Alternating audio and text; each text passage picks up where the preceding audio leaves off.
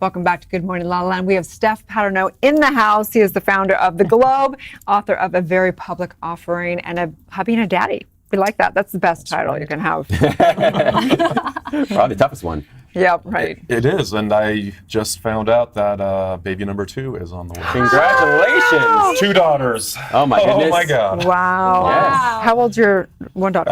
The first one's 2 years old, so she's right in the middle of her terrible twos, and now I'm realizing there's another one coming, so Oh, great. Awesome. I can handle it. Yeah. You can handle it. You know, most people know you as the poster boy for the .com era. I don't think that reputation's ever going to leave you. That and the vinyl pants I once wore, dancing on tables on CNN. Big mistake. We all get second chances. 20 years later, yes, I'm getting that chance. So. Oh my gosh. Well, they just released Valley of the Boom. Have you seen it? I have. You have.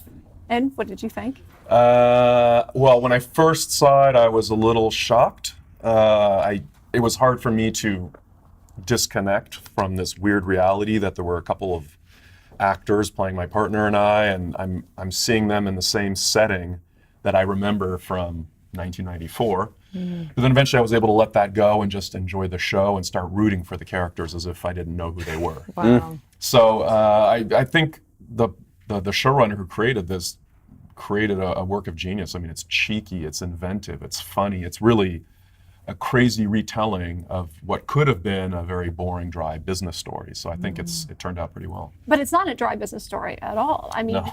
you were launching the OG social network pre-Zuckerberg. Before he could code, you were in your dorm room. The story, the parallels are very interesting. They are there. We didn't think of ourselves as the first social network. We were just trying to build an online community. It was really innovative at the time, the idea that people could connect online with each other. And you could have a virtual family for life, regardless of distance and geography. Now, of course, everybody takes that for granted. Everyone's got 5 different social networks in their phone, and they're constantly on it. So the world has changed. It's evolved dramatically. And really now, people are looking back and starting to appreciate how we got here. And I'm honestly humbled and flattered that this TV series decided to tell the story of the Globe and Netscape, and we're in good company, and it's nice to be recognized for having done something that apparently was pretty innovative back then. So. Absolutely. We have a look at the trailer. Let's take a peek. And then the ring around it? What do you is say to that, internet Allison? anyway? Allison, can you explain what internet is? One word, Netscape. Netscape? They have zero concept of what Netscape is. Pixelon is #1 in internet broadcasting. TheGlobe.com? It's a social network. People will want to log on. I guarantee. Why don't we have a price? Refresh your page. $71 a share. It's the biggest IPO since Microsoft. Congratulations. It also makes us a target.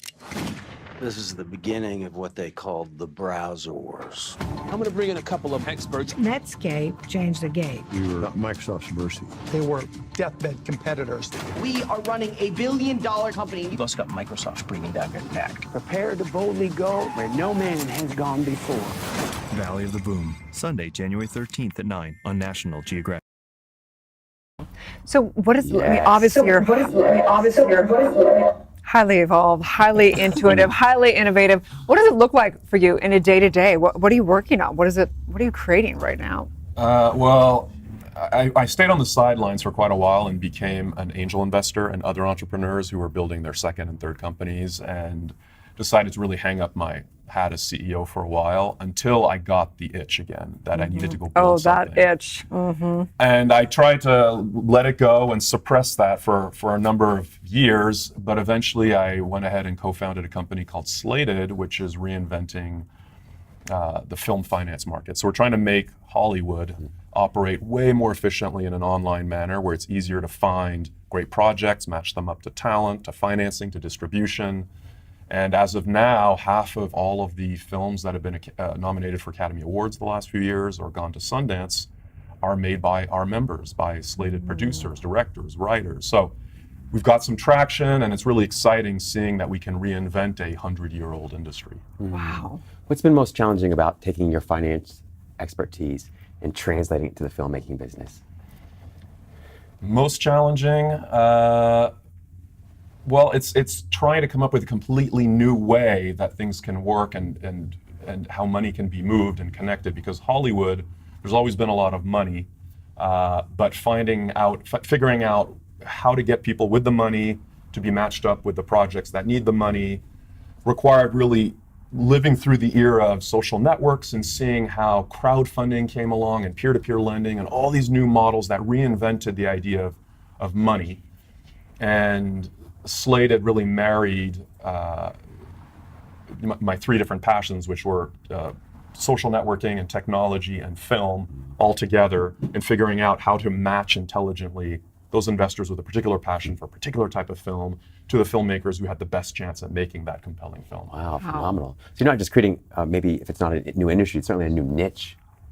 Yeah, it's a new niche, but ideally it's going to be something that reinvents for everybody that touches the film industry, and eventually we're getting into television as well.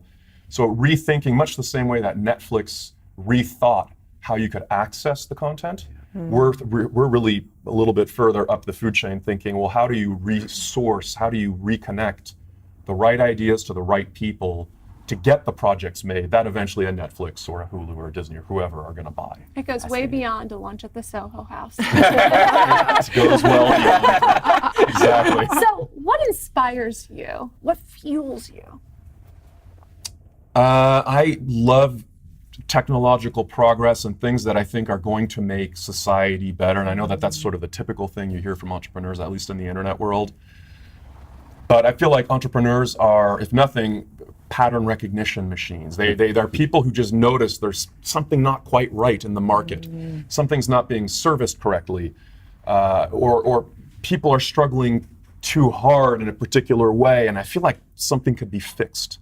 So as somebody who loves movies and goes to movies all the time, and now we have this renaissance in the TV and streaming arena, I really just wanted to see better content all the time. I wanted to go to the theater and not be disappointed anymore. And I felt like a lot of other people as well wanted to see better quality content, true stories come to life and whatnot, and helping all of them make it easier and get there faster so that people see better content on a more frequent basis, which could also make the filmmaking community more sustainable so that you don't have to spend years putting together one passion project, but maybe it could come together faster and you can make a living doing it. So the idea of making the entire independent film sector a sustainable market where you can make a living, produce great content, and people get to enjoy that content was just a calling. I had to go do it.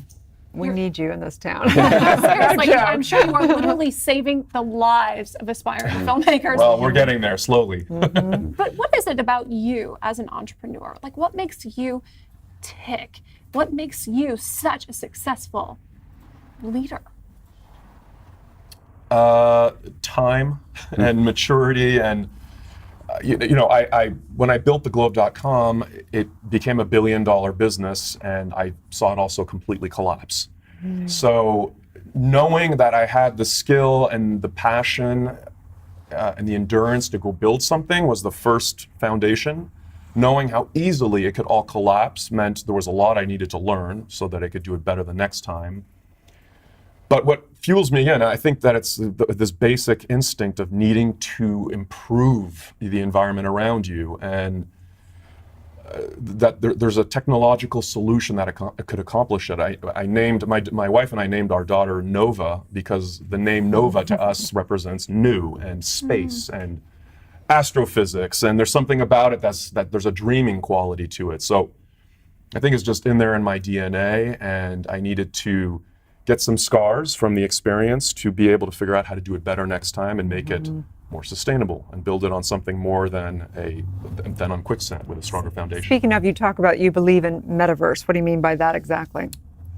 Well, that's a little nod to all the other geeks out there who may have read one of my favorite books called Snow Crash, which was by Neil Stephenson. And back in 1994, he published it, and it was this seminal book, cyberpunk, all about what this new internet future could look like before the internet became popular. So it was called the metaverse, where everyone went and lived online. You goggled into it, and 25 years later, Steven Spielberg went and made the movie adaptation of I'm blanking on the name all of a sudden, but the equivalent, Ready Player One. Yes. So Ready Player One became this new version that everyone, this generation's being introduced to, but that was super inspirational. That came as close to what I could have imagined theglobe.com, an online community, could be.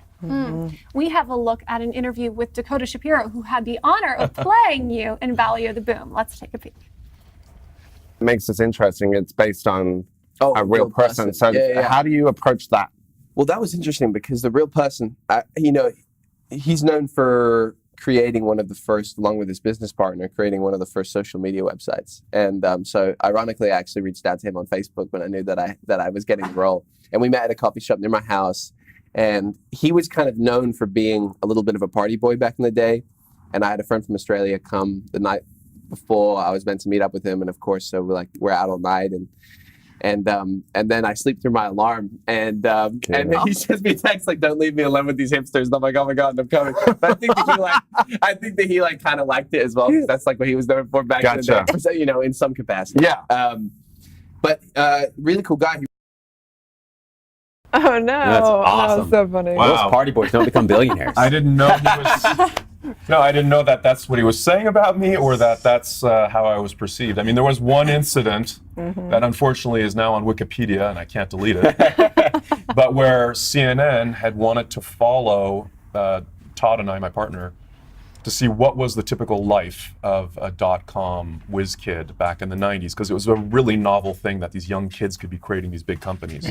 Now, of course, it's commonplace, but back then they wanted to follow us around. What do two 24-year-olds do? And in my case, I happened to work crazy hours and go out at night. And I made the fateful decision to have CNN follow me out one night to a nightclub, and I decided to kick it up a notch and put on some black vinyl pants. I had never done before in my life, but I'm like, this is what they want. I'm going to give them what they want.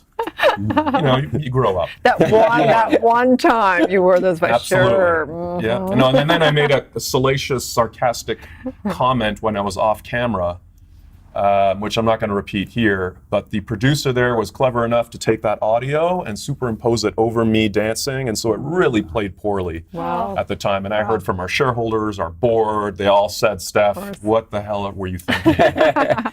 Well, we want to thank you, because technology plays such an important role in all of our lives, and everything you're doing touches all of us and all of our creative factor. And so just thank you so much for everything you're doing. Thank you. It's a mixed bag, because there's social media addiction, and there's the echo chambers and misinformation that are occurring now. I don't want to take the blame for all of that, but I definitely think things will course correct for the better over the next 5, 10, 15 years. So I think more good will come. Especially if you have something to do with it. Right. Well, we'd love to have a longer interview with you, but we're running out of time, but it's been a pleasure. Tell everyone where they can follow you on social media. So on Twitter or Instagram at Stephan Paternot. Thank you so much. Thank you so much. Stay tuned. We'll be back with more on Good Morning La La Land.